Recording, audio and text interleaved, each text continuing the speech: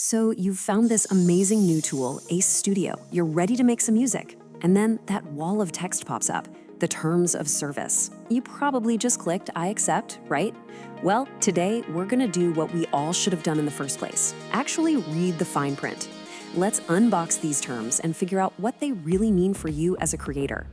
Come on, we've all been there. You're just so excited to get into a new app and this huge legal document is standing in your way.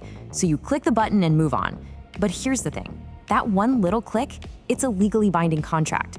So what on earth did we actually agree to when we signed up for Ace Studio? You know, instead of thinking of these terms as some scary legal barrier, let's look at them like a user manual. It's the guide to our creative partnership with the platform, and understanding it, that's the key to protecting yourself and your art. So let's dive in right from the very beginning. Okay, first up, getting started with Ace. Think of this part as the digital handshake, the moment you sign up and agree to play by their rules. The first thing they make crystal clear is that this isn't just a list of suggestions. Nope. This is a binding legal contract between you and the company behind Ace Studio, which is called TIMEDOMAIN Inc. And that little I accept button, well, that's your signature on the dotted line. So who can actually use the service? Well, there are some pretty clear rules. You've got to be at least 18. If you're a teenager, say between 13 and 18, you can use it, but you need a parent or guardian to agree to the terms for you. And if you're under 13, you're not allowed to use it at all. It's a pretty standard legal thing, but it's the first hurdle you have to clear. All right, Section 2, your AI vocal toolkit. This is where things start to get really interesting for us creators, because it breaks down the difference between the two kinds of AI singers you can work with. Okay, this is a super important distinction, so pay attention. On one hand, you've got the pre-made AI singers. Think of these like a library of session vocalists that AC Studio provides for you. You get a license to use their voices in your tracks. But on the other hand, and this is the cool part, you have custom AI singers. This is where you bring your own audio data to the table. And here's the absolute key. You own the rights to the unique AI vocal model you create. And that brings us to Section 3, who owns your creation? All right, let's get right to the heart of it. This is probably the biggest question on every creator's mind. What's mine and what's theirs? First, let's be clear about what Ace Studio owns. The software itself, all the code, the way it looks, the user interface, all of that is their intellectual property. It's like they're giving you the keys to their recording studio. You can use all the cool equipment, but you don't actually own the building. Now, for the exciting part, what you own. That custom AI singer you train with your own audio files, that is legally your property. But, and this is a big one, this comes with a huge responsibility. You absolutely must have the legal rights and permissions for any audio you upload to train it.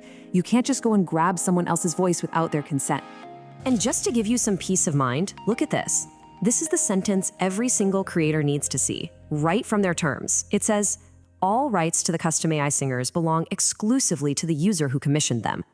That word exclusively is huge. It's your legal guarantee that you own that unique AI voice you've created. But, and you knew there was going to be a but, right? There's a catch. They have this studio rule. So while you 100% own your custom singer, you can only use it inside the Ace Studio platform. You can't export that AI model and say, use it in some other software. It's yours, but it has to live in their house. This is a really big deal to think about because it means your unique vocal asset is tied to their platform for the long haul. Okay, moving on to Section 4, the rules of the road.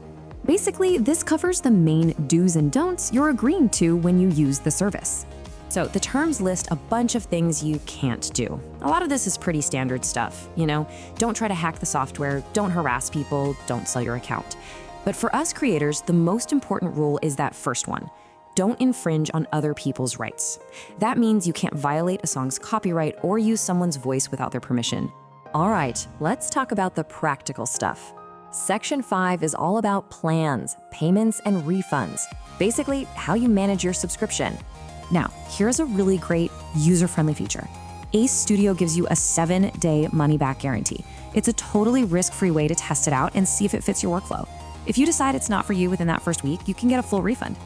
Now, like pretty much every subscription service out there, Ace Studio uses auto-renewal. So once your initial subscription period is over, it'll just automatically renew itself unless you do something about it. The most important thing to remember is that you can cancel at any time, and that will stop any future charges.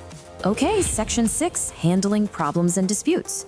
Nobody wants to think about things going wrong, but it is so important to understand what your safety nets are just in case. Now, this is a really critical detail, and it changes completely depending on where you live. So for most of the world, including the US, you agree to something called binding arbitration, which will happen in Singapore. This means if you have a problem, you don't go to court, a neutral third party decides the outcome, and that's final. You also give up your right to join a class action lawsuit. But if you're in the EU or the UK, it's a totally different story. Your consumer protection laws give you the right to handle any disputes in your own local courts. That is a massive, massive difference in your legal rights. You're going to see this bit of legal speak pretty much everywhere, especially with US companies. As is and as available. What does that even mean? Well, it basically means the company offers the tool as you see it, with no promises or warranties.